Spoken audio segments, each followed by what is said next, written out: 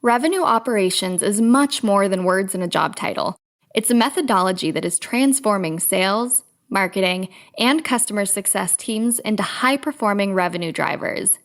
However, many revenue leaders still have critical questions about how to operationalize it. Furthermore, they want to know what others in the industry are doing. That's why we conducted original research and put together our findings in the 2021 Revenue Operations and Customer Acquisition Benchmark Report. In partnership with RevOps Squared, we asked hundreds of cross-departmental revenue leaders across top companies to reveal their approach to revenue planning, analytics and revenue operations, and customer acquisition. We've identified exactly how teams are aligning to hit their revenue targets, as well as the new activity, pipeline, and customer acquisition benchmarks to strive for in 2021 and beyond. Download the entire report for free at ringDNA.com/RevOpsReport. What if your sales team could know the moment a buyer arrives on your website and talk with them instantly? With Qualified's conversational sales and marketing platform purpose-built for Salesforce, that's all possible. It's not rocket science, it's common sense. Conversations move deals forward. Live chat, voice calls, and meeting bookers accelerate sales conversations without a single email exchange. Capture prospects in that magic moment when they're most interested in learning about your business. Head on over to qualified.com to chat with their team and learn more.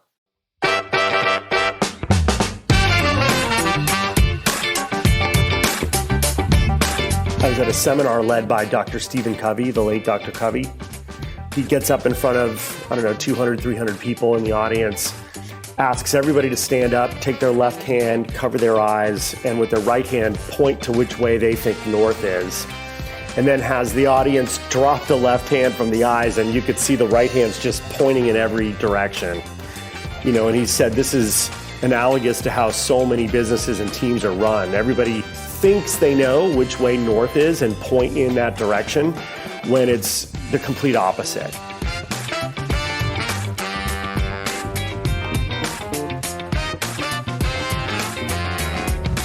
Hi, friends. Welcome to the Sales Enablement Podcast. I'm your host, Andy Paul. That was Ralph Barsi. Ralph is Vice President Global Inside Sales at Trade.io. And Ralph is one of my favorite people in the sales business and one of my favorite guests to have on the show. And in this conversation, Ralph and I start the conversation the way we start all of our conversations. We talk about the books we've read or the books we are reading. Ralph is one of the more thoughtful and well-informed people I know in the sales profession, and it comes from reading books, which is why we talk about reading so much on the show. After we talk about books, we dive into the heart of the matter today and talk about how SDRs and AEs should ideally be working together. We dig into Ralph's rules for successful SDR and AE relationships and why in those teams where SDRs effectively support AEs, they efficiently tackle inbound and outbound efforts at scale and they build fatter pipelines. So we explore why the best SDR AE teams hold multiple one-on-ones each week, why they debrief immediately after the call, and, we'll go through the rest of Ralph's guidelines for top-performing SDR AE teams. After all, no one succeeds in sales on their own. No one loses on their own. You win as a team. You lose as a team. All right, all of this and much, much more. But before we get to Ralph, I want to remind you to subscribe to this podcast wherever you listen to it. And if you subscribe, we'd certainly appreciate it if you could also give us your feedback about how we're doing in the form of a review. So thank you. All right, let's jump into it. Ralph, welcome back to the show. So your band is gearing up to be a thing again. We're ready to rock. We've been rehearsing diligently, and as soon as all the lifts happen and we're able to perform live, we'll be ready to rock. Like you're going to hit the road, do a tour. Great question. We'll mostly play in the Bay Area. However, a good old friend of mine who also happens to be a drummer is in Austin, Texas. And his band, they're going to be performing Q4 timeframe and invited us to open for them in Austin, Texas. Wow. And there were no objections from my band. So that's probably as far as we'll go, but we will go to Austin. Yeah, we talked about this last time. So, you can still find videos, old videos of your band on YouTube, and people should definitely check those out. You're going to make some new videos? We will. This is something we've been working to improve for years. So yeah, be excited about some of the videos that are coming down the pike. And the name of your group is? We're called Segue. Segue. SEGUE. We used to literally segue from one song to the next without any interruption, right. But that's when we were much younger. Now we need to stop, breathe, stretch. But the name is still there, still Segue. Okay, well, that works. So you and I, we can't talk without talking about books we've been reading. So, oh yeah. So what good book or books have you been into? I've been revisiting a lot of books, Andy. So versus buying new ones. I mean, the newer one I'm reading right now is a couple years old. It's from Jocko Willink and Leif Babin. It's called The Dichotomy of Leadership. I cracked that open a couple weeks ago and have been taking copious notes literally in the book and enjoying it. But of late, I've revisited The Checklist Manifesto by Atul Gawande. Love that book. Oh, I love that book. Probably my third go around with this thing, but I've been really pulling from it and applying it to our sales development and sales operation at Trey. Well, tell us about that, Howard. What is it in the book that speaks to you? So again, The Checklist Manifesto by Atul Gawande, who writes about medical stuff oftentimes. He is a physician. But yeah, I read that book 3-4 years ago, and I use it as well. So tell us how you're using it. Yeah, so you're right. He's a physician, a surgeon, and I think the whole impetus for the book was there were too many mistakes happening in surgery and in ICU that could have been prevented completely if simple checklists were followed and a lot of the basics were covered. But because, day-to-day tasks become rote and routine, things slip through the cracks. And when it comes to lives, it's obviously critical that, nothing slips through the cracks. So I have just taken a lot of the fundamentals from that book and applied it to how our processes work from a sales development standpoint, going from leads to opportunities and so forth, ensuring that, investments that marketing might be making in the creation of a single lead aren't squandered. And we're optimizing for process. So I've tried to take a lot of the concepts from Atul's book and just apply it to our day-to-day operation, and it's really been helping. What I don't have though are just the numbers that we've seen, how we've gone from X to Y, other than our pipeline has shown lift to the 5X levels that we aim for. Right. Well, I mean, I think. And I've used it, and I use it in content I create and tools that people use that we've created. Is just, even for a sales call, right? There's a checklist for a discovery call, for a qualification interaction, for needs analysis or problem solving call. There's just a checklist, and it's good to go through. And to your point, even on a sales call, it's as fundamental as, do you have a beginning, middle, and end to the talk track? Right. It's surprising how many people don't. No, it's not. It is to me still that there's no pivot point identified to the salesperson as to when do I ask an open-ended question that's going to steer us in this direction or that direction. I just don't hear it and see it as often as I thought I would at this point in my career. Oh, well, that opens up a much bigger question, just about how we train sellers, right? You and I have talked about this. I mean, it's are we training the wrong things, or not so the wrong things? Are we excluding things that need to be included? We assume that sellers that we're hiring coming into the sales force now and in relatively recent history, people that came of age using different methods of communication than what they're being trained to use. And like the phone, for instance, right? I mean, no one who's been a teenager in the last 15, 20 years has spent hours on the phone with their friends, having conversations with them. We message, right? None of us talks on the phone the way we used to, unless it's in a business context. So it's we just make these horrible assumptions that we can hire somebody and throw them into a sales training class or an onboarding program and assume that they know just some of the basic sort of human things they need to know to establish a connection, to hold a conversation. Yeah, it's true. I've seen a lot of that in the field. To your point, where some of those old school methodologies are they're referred to so closely. People who've come up in the game 20 plus years ago, just sticking to that and not letting go, versus kind of opening the aperture a bit and looking at the way the world works today. Yeah. Well, I think regardless of the medium, is there certain fundamentals that persist. And that was really my point, is we assume people know the fundamentals, like how to make a human connection with somebody, right? How to build trust, how to develop your credibility with somebody, just at that level, let alone the points you're making about how do you unleash your curiosity to reach a level of understanding with another person that enables you to help them.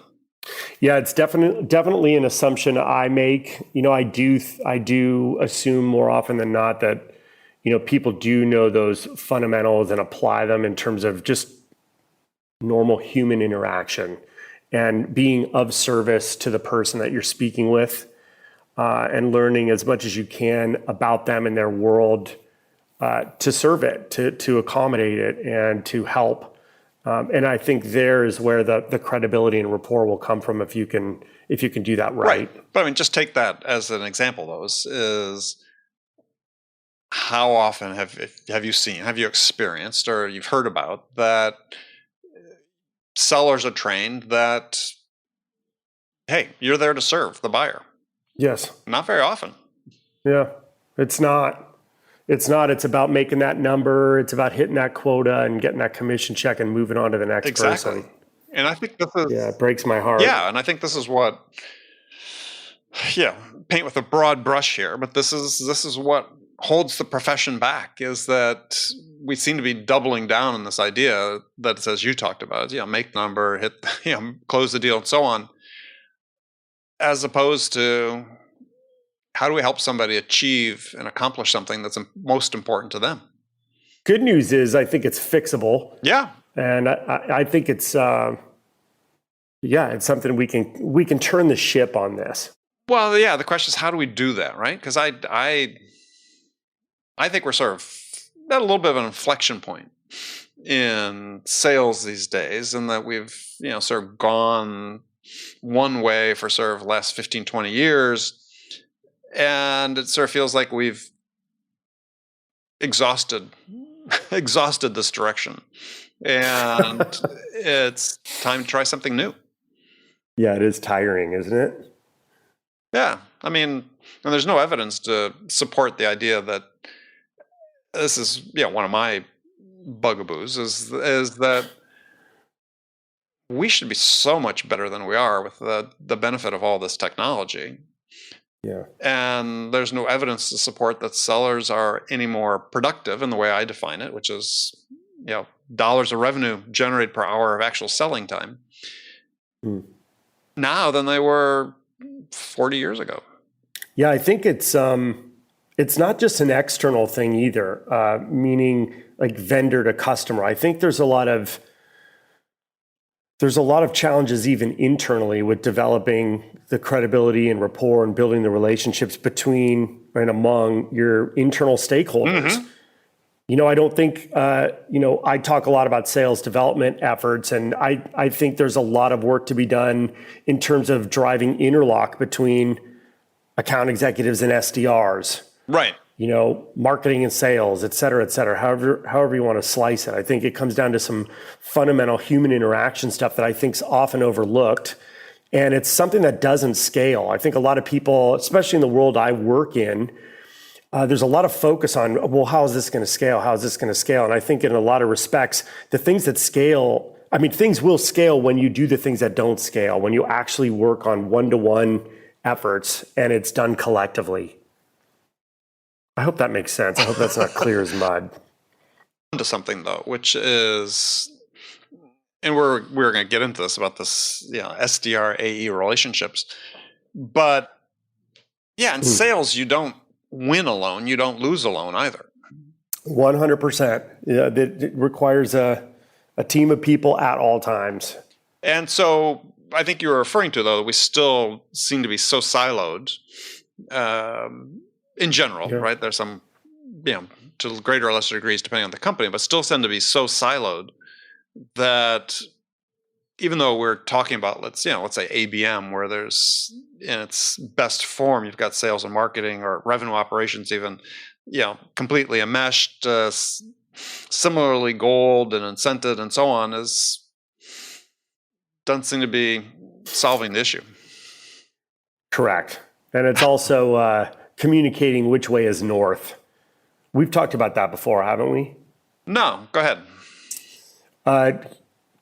Maybe 20 years ago, I was at a seminar led by Dr. Stephen Covey, the late Dr. Covey. Mm-hmm. Mm-hmm. He gets up in front of, 200, 300 people in the audience, asks everybody to stand up, take their left hand, cover their eyes, and with their right hand, point to which way they think north is. And then has the audience drop the left hand from the eyes, and you could see the right hand's just pointing in every direction. Right. And he said this is analogous to how so many businesses and teams are run. Everybody thinks they know which way north is and point in that direction when it's the complete opposite. And I see that a lot when the mission and the identification of the North Star isn't reinforced, recommunicated, and revisited, and so everybody kind of goes awry and goes every which way. Well, let's pursue that, because let's take I think it's sort of one of the most important. So, for instance, and this is regard to what you were talking about earlier in terms of service orientation. What is sales? Well, right? It is service. I think, sure, but unless you have alignment around that, you're never going to be. No one's going to be pointing north in the right direction, right? Or the same direction. True. Yeah, I've sort of been. I always try to simplify things as much as I can in the work that I do, and to the point about service is, I define sales as listening to understand, not to know, but to understand, listening to understand what is the most important thing to the buyer, and then help them get that. Mm-hmm. That should be your job in sales. Pretty straightforward. Yeah. I know hardly any organizations that are oriented around that perspective of selling, because it's all about, as you described before, hitting the number. Yeah. But it's making the transaction. Right. And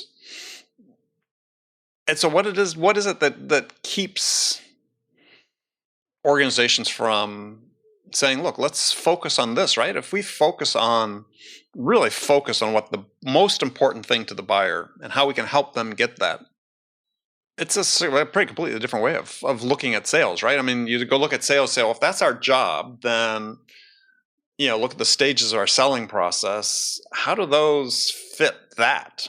Mm-hmm. Wow. That's a big one. That's a big discussion.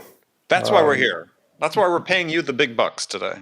Yeah, it's the good news, from my seat, Andy, is I have seen shining examples of doing it that way, where you really do listen to understand what it is that is needed from a prospect who then becomes a customer. You serve that need. And then you uncover over the duration of the relationship more needs that you can serve and accommodate, and you do so. And then you share the story, and ideally the customer shares the story along with you, and it repeats itself, and it starts to scale naturally as it should. I've seen shining examples of that, but yet I've also seen the dark side too, where it's just focused on the transaction, hitting the number, just to survive as a company. And I really obviously tether myself to the former. Well, but they're not antithetical to each other. I mean, that's the thing that I think is the push-pull right now, right? Is the assumption that, if you scale through what I'll just call bad sales behavior, that's really the only way to scale, as opposed to saying, look, no, there's another way you can do it. And, all of the various KPIs that we think are sort of industry standard maybe don't apply. There's a different way to do it, but then everybody's sort of afraid to deviate from the playbook. Well, the KPIs can apply if that mission is reinforced and reemphasized while looking through the KPIs. So if you're talking about a lead to meeting to opportunity to close conversion rate, or you're talking about, to your point, the different steps and stages of the funnel, if they are talked about with the context of the mission and the North Star and that service mindset, then I think the KPIs can really serve the business in the right way. But I don't think that's done often. In fact, I know it's not. Yeah. Yeah. But I think it would really help. I really think it would help, like I said, turn the ship even a degree or two for the better. Well, yeah. 1 degree at a time. That's right. That's right. And one person at a time. Yeah. Well, what's the navigational thing? It's 1 degree of difference at what? How many miles out is like 25 miles off, different course. I mean, it's your course heading changes, as you go further from the center. Yeah. That 1 degree can make a huge bit of difference. Oh yeah. It could, benefit or hinder the trajectory of the ship in a big way. Just those 1 degree, 2 degree turns. Yeah. There's an image I have of that I've seen that I'll have to share with your audience that kind of illustrates that point. Well, and I think that's for me, this is increasingly sort of the issue is, and we sort of touched on it earlier, but in order to have everybody pointing north in the same direction, it almost seems like we have to get to a more fundamental level of how we develop individuals, within the profession.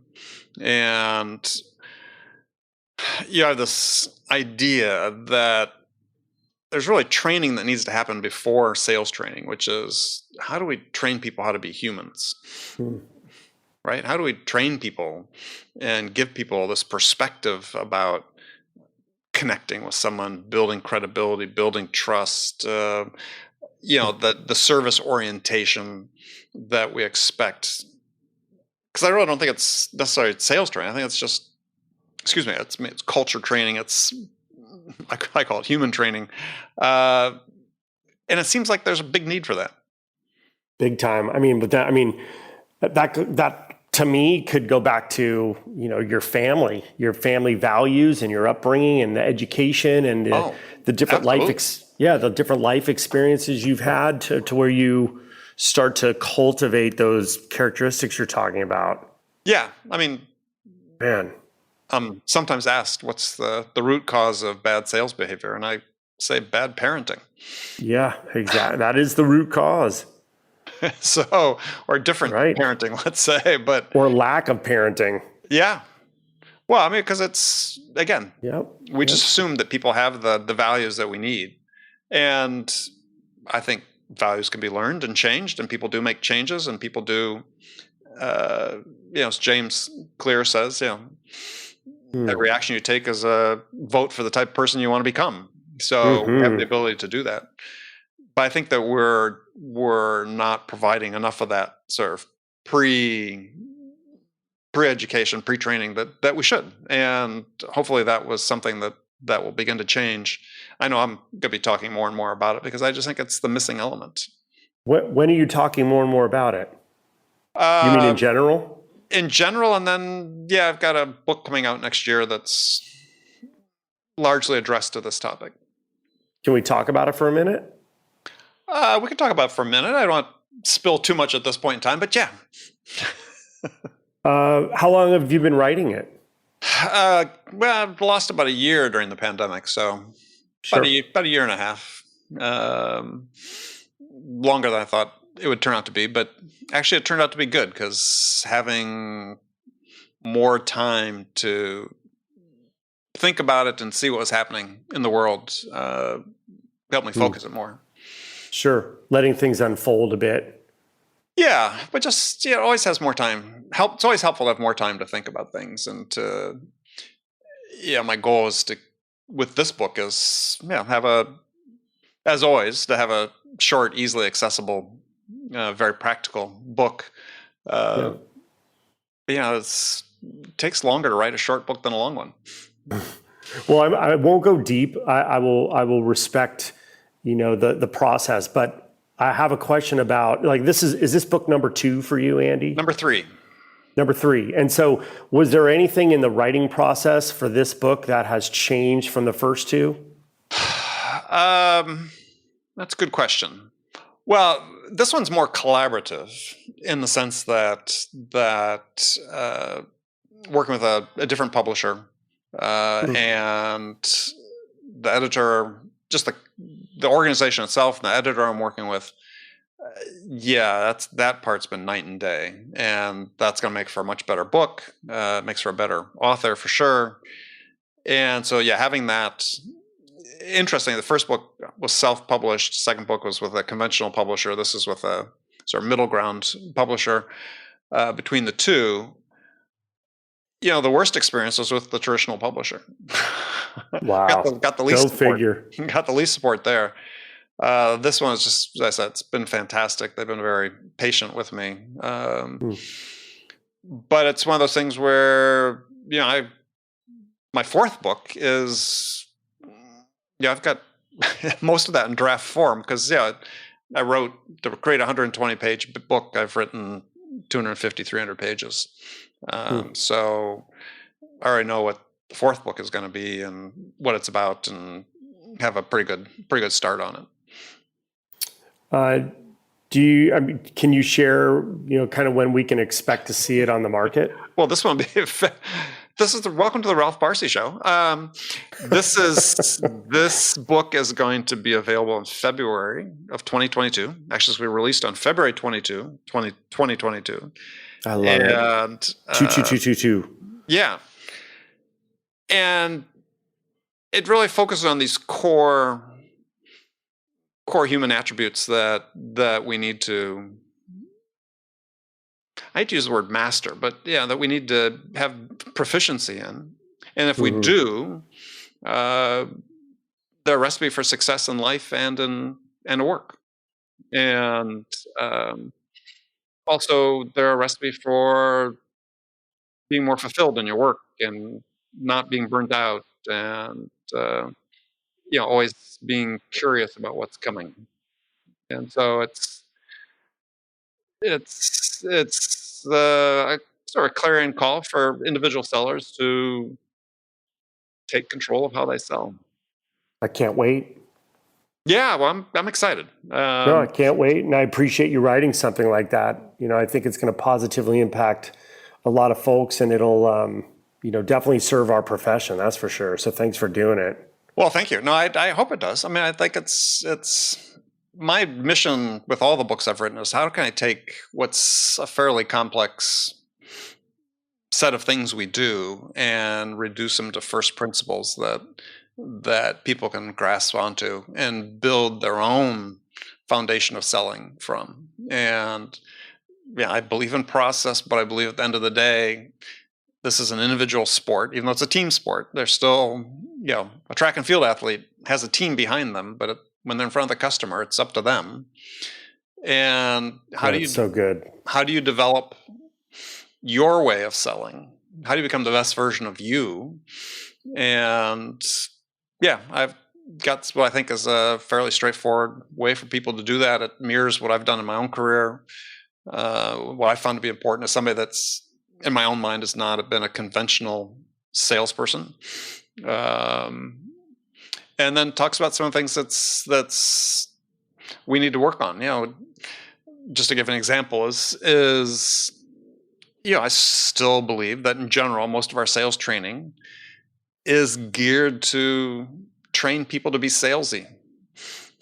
And salesy is a behavior that makes the recipients cringe almost universally. Mm-hmm. So why do we do that? Right? And I don't think that salesy is innate behavior. I think it's learned behavior. And I think there's a way to short circuit that. And so I think for sellers, there's a fairly simple way, as I lay out in the book, is to embrace these aspects that are not salesy, and that you answer the most fundamental question that I think exists in sales, which is, when the first decision a buyer makes is, why you as a seller, right? Why should I invest my time in you? Why should I trust you? Why should I consider you to be credible? Why should I go down the list of things? Why you? And you have to be able to answer that question. They don't ask it, right? No one asks it verbally, but it's being asked all the same. That's right. And if you can't have a good answer for that question through your actions and how they experience you, then you're going to be at a disadvantage. Yeah, it'll be a steep climb. Yeah, and that's what I learned in my career, as I said, as somebody that just worked in highly technical fields as a non-technical person. I mean, I knew the products and the technology from a lay perspective, but I'm not a double E by any stretch of the imagination. I'm a history major. But I was selling deeply complex systems. They required that I build credibility and trust with the customers. There's a way to do it. So good. Yeah. So good. Reminds me a bit of Coach John Wooden's Pyramid of Success, where he says, all the building blocks of that pyramid represent directions to the destination. Mm-hmm.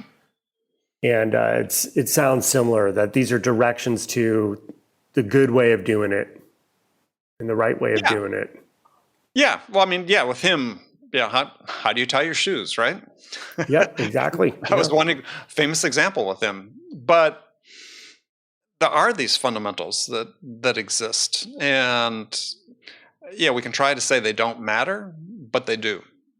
And I'll just give one example that always irritates me is people saying, customers don't want small talk these days. It's like, well, of course you want to spend a half hour with somebody small talking, but the research is very, very clear. Is small talk is a way you begin to make a connection with another human being. And there's lots that's changed about our world, but people haven't evolved in the last 20 years, right? We haven't repealed the last 100,000 years of human psychology in 10 years. These things are still important. Andy, you would not have known about my 50th anniversary or 25th anniversary or 50th birthday if it weren't for some of that small talk. Yeah. Absolutely. I mean, that goes a long, long way. It means a lot. Warms my heart when I hear that. Well, and it's so easy. This is the thing that again drives me nuts when I have conversations with people about this, and I've had some on my show. It's like, why wouldn't you do this? So there's some authors out there saying that you don't need to be likable. That's like, really?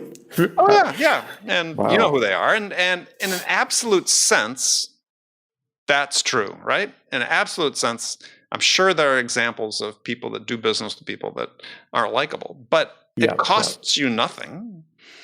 And it could be the difference between being able to be in that opportunity or not. Could be the difference between winning or losing. Yeah, I put the question to people all the time. So, I could ask you, Ralph. So, last deal you won, how much did you win by?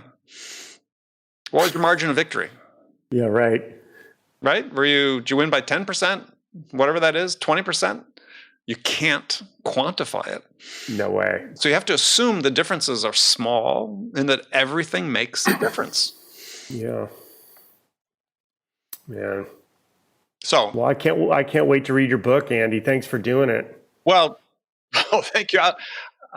You may be on the list to early distribution to get a blurb from you. Please. Part of the author's duty is collecting blurbs and pre-publication. So, trust me, you're on that list. I appreciate it. I'm honored. Happy to give a blurb. Yeah, I appreciate that too. Yeah, it's. When's your book coming out? Oh boy, that's a great question. It's coming out. It's just I've got to put it in one spot to make it happen.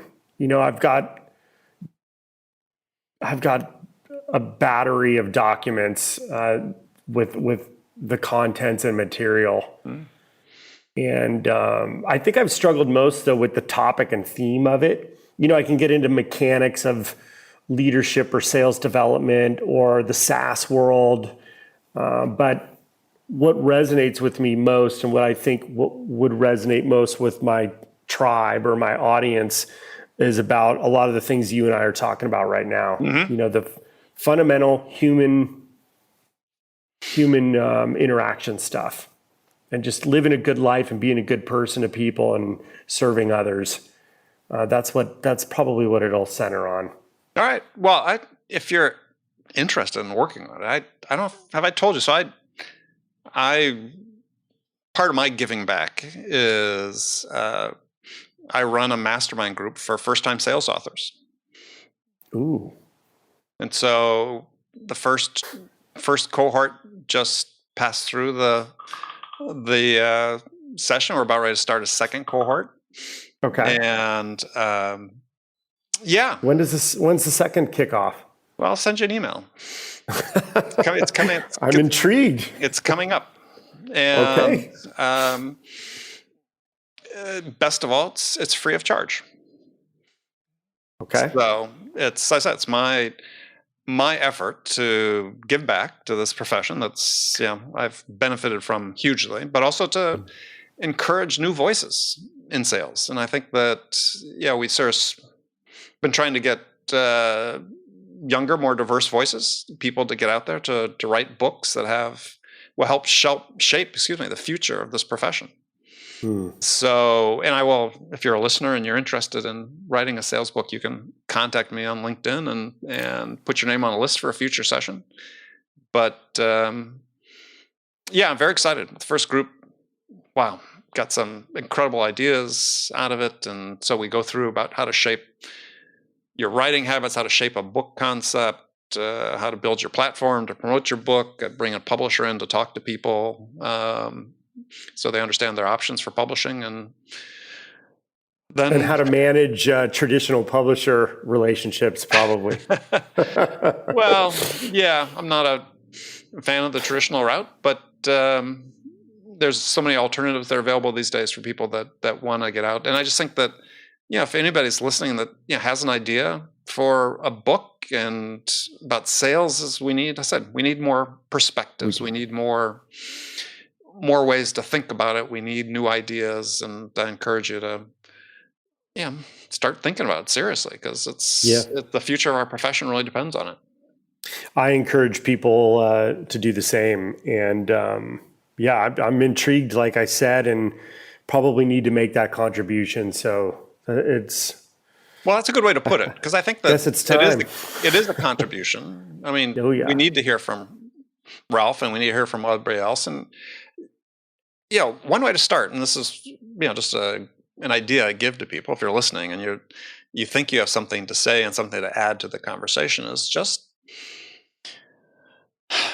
write down how you sell personally, right?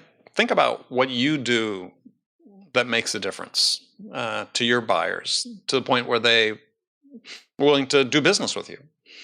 And that's always a good starting point for a book, right? Is what do you do that works, that you think maybe is different, or that you do is slightly different?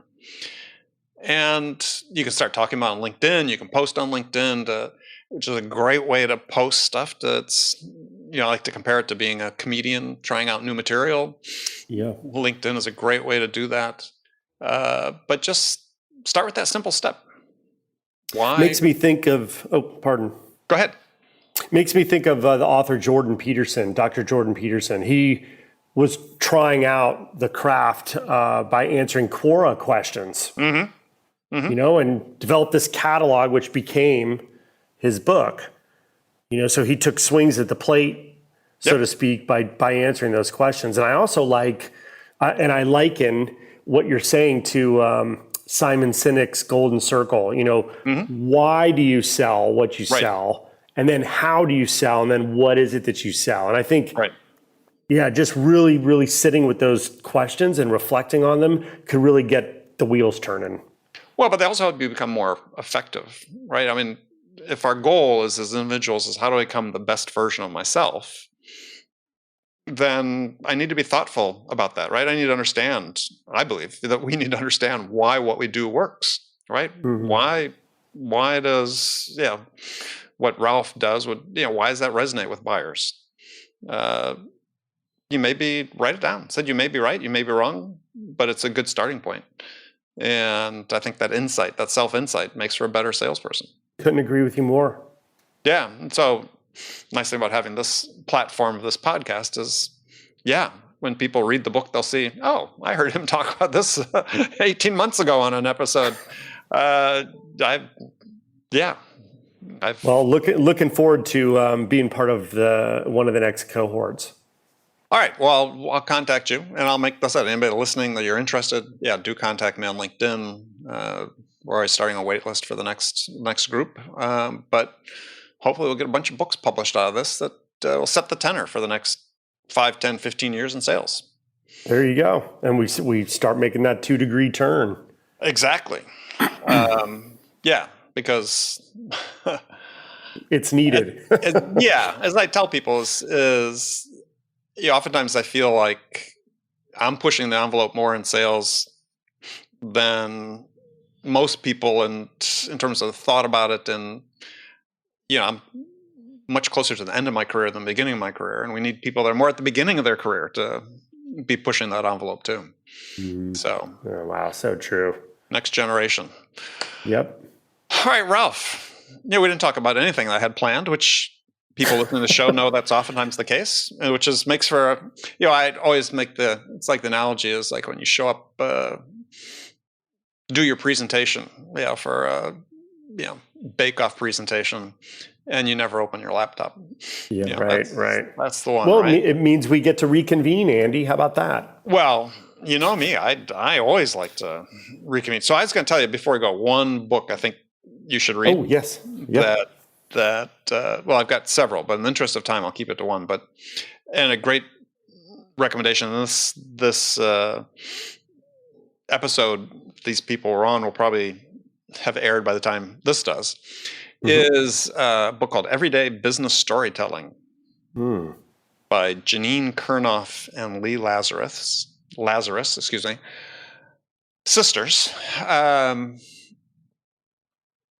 Beautiful book, graphically beautiful, easy to read, incredibly clear roadmap for building effective stories. That, because I think part of the reason that we talk so much about storytelling and so little is actually done about it in sales calls and so on is it's overwhelming to sellers with everything else they have to get going to do. And this is, they carve out a path, and especially for, presentations, visual storytelling, really great stuff.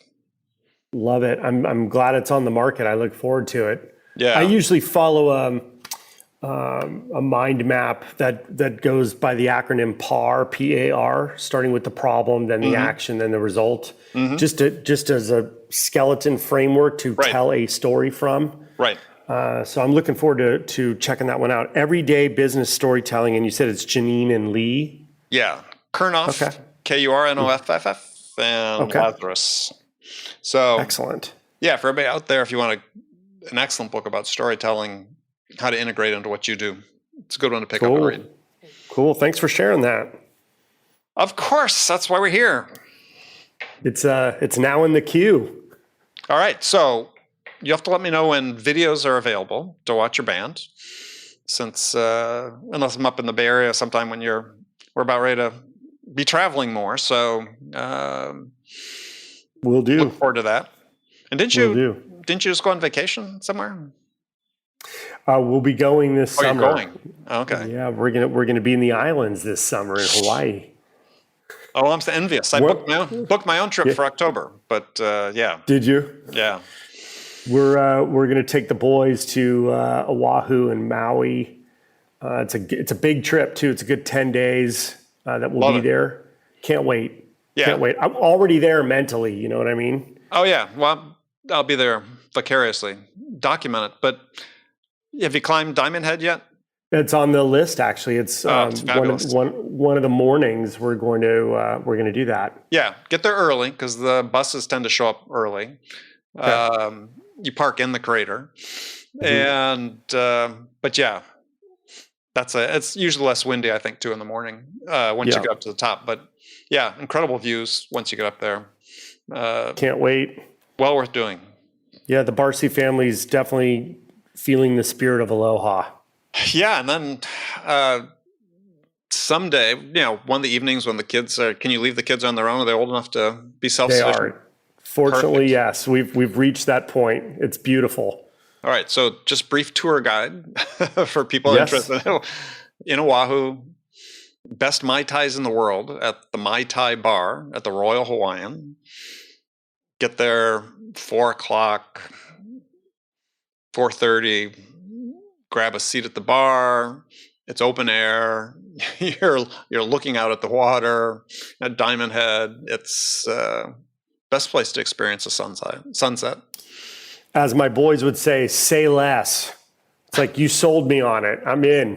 Yeah, and we can talk offline. There's lots. I got restaurant recommendations and so on. Oh, I'll take you up on all of it. Thank you. Yeah. Can't wait. Yeah, well, I got some from Tiffany Bova, and she's been on the show because she's from Hawaii. So sure, I know who Tiffany is. Yeah, I'll get some tips from her as well. Ralph, as always, talk to you soon. Talk to you soon, Andy. Great to talk to you always. Okay, friends, that's it for this episode. First of all, I want to thank you for taking the time to listen. As always, I'm so grateful for your support of the show. And I want to thank my guest, Ralph Barsi, for sharing his insights with us today. If you enjoyed this episode, please subscribe to this podcast, Sales Enablement with Andy Paul, on iTunes, Spotify, or wherever you listen to podcasts. Thank you for your help with that. And as always, thank you so much for investing your time with me today. Until next time, I'm your host, Andy Paul. Good selling, everyone.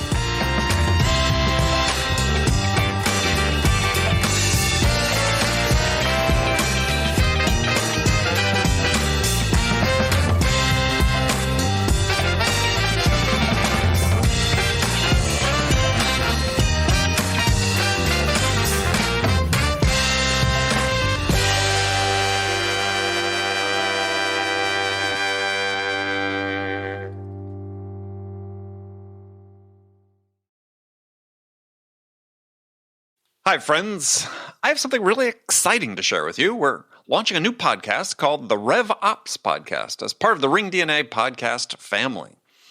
Today's leading B2B companies are embracing revenue operations as the answer to misaligned people, processes, and data that lead to recurring sales inefficiencies. However, many people still have critical questions about RevOps. What processes and tools do I need? How do I structure my team? How do I measure outcomes across sales, marketing, and customer success? And what are the best practices for doing that?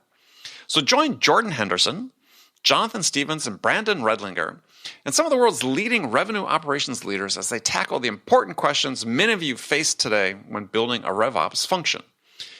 From ringDNA, the company that transforms sales teams into high-performing revenue drivers, comes a podcast guaranteed to go beneath the surface-level conversations and dive deep into the world of RevOps. Your hosts deliver unfiltered, thought-provoking discussions and actionable takeaways on every episode about the ideas, processes, and technology changing the B2B sales landscape. Visit ringdna.com/RevOps to learn more or subscribe now on your favorite podcast player. What if your sales team could know the moment a buyer arrives on your website and talk with them instantly? With Qualified's conversational sales and marketing platform purpose-built for Salesforce, that's all possible. It's not rocket science, it's common sense. Conversations move deals forward. Live chat, voice calls, and meeting bookers accelerate sales conversations without a single email exchange. Capture prospects in that magic moment when they're most interested in learning about your business. Head on over to qualified.com to chat with their team and learn more.